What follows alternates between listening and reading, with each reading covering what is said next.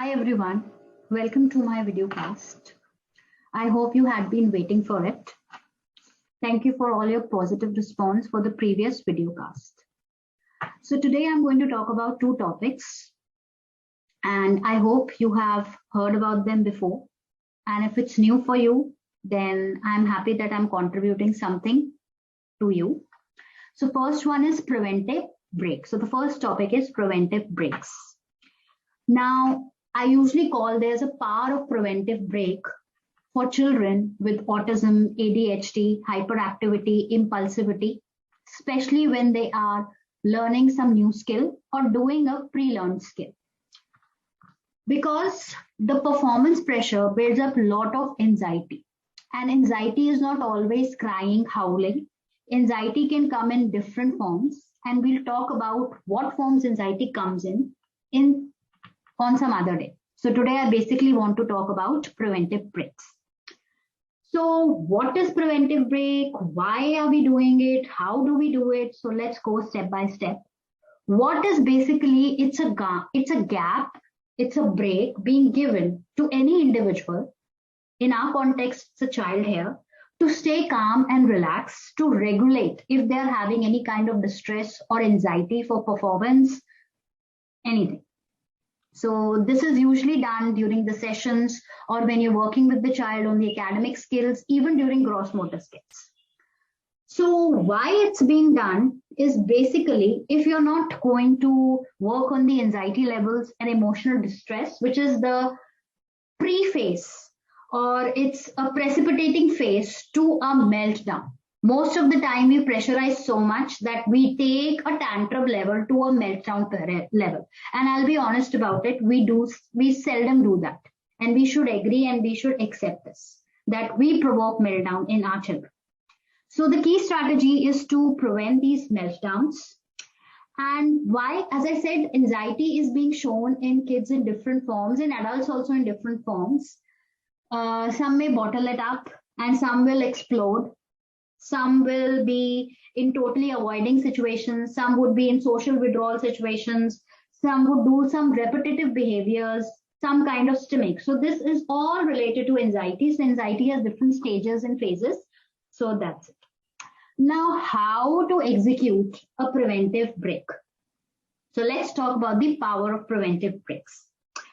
Usually when you're doing any task with your child, even if it is like simply placing the blocks in a puzzle, anything, you should not let it be wholly done by the child.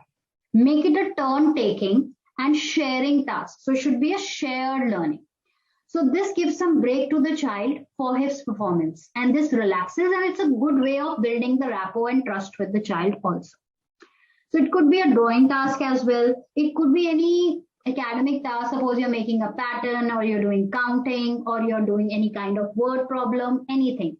So you do it as a turn taking task and that's how one way we can go for preventive breaks.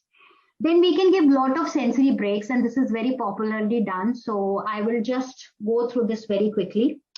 Chewing. Lot of children find chewing as a very excellent sensory break. Listening to music, not watching.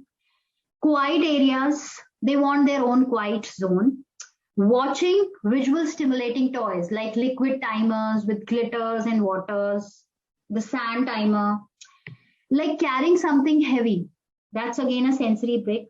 Child being rolled up in a blanket and just getting some little pressure on the body or simply lying down. So these are all kind of sensory breaks and the child will immediately give you cue when he wants a sensory break because he, as I said, anxiety will trigger some repetitive movements and behaviors. So these sensory breaks could be those behaviors.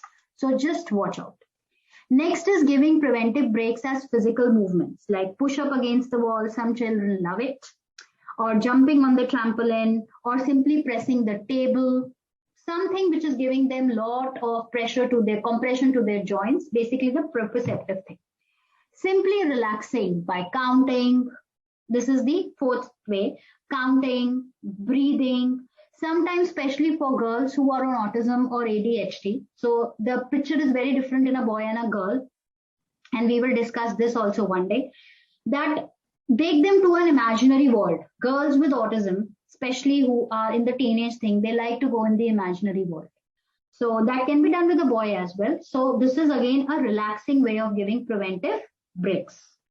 Then the last one is solitude time or solitude break. Sorry.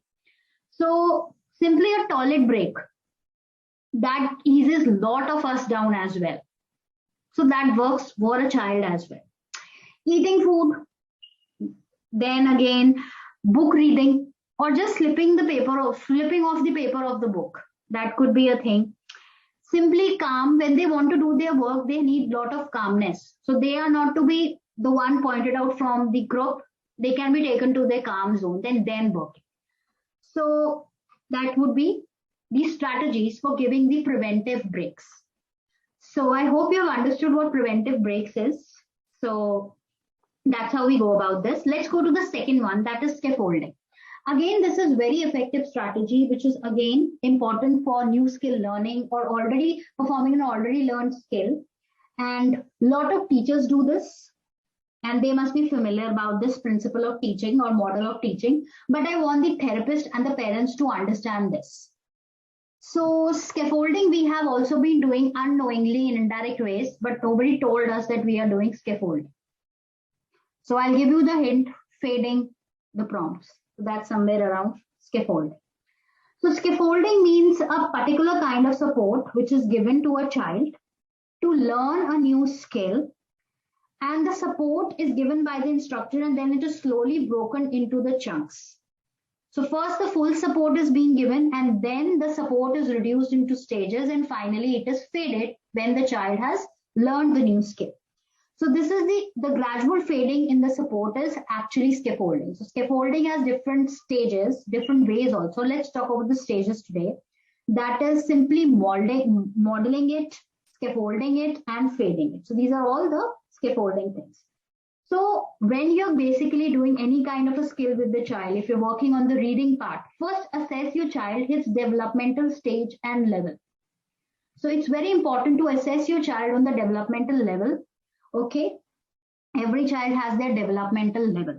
So eventually then you decide how much support is to be given. Sometimes you can start with partial support only if you assess the developmental level of a child very, very nicely. And then you taper off the support. So example of reading, I'm taking this example. First you read fully, that is simply your modeling, how it is to be read with the proper pauses, the tone. So read fully to the child.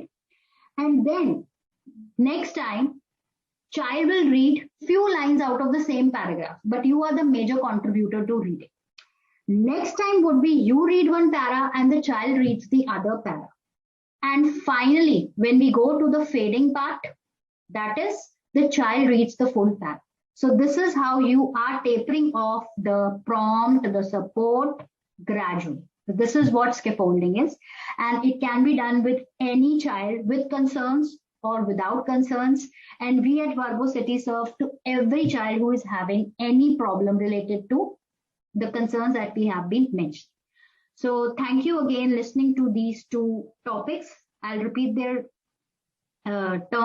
terms.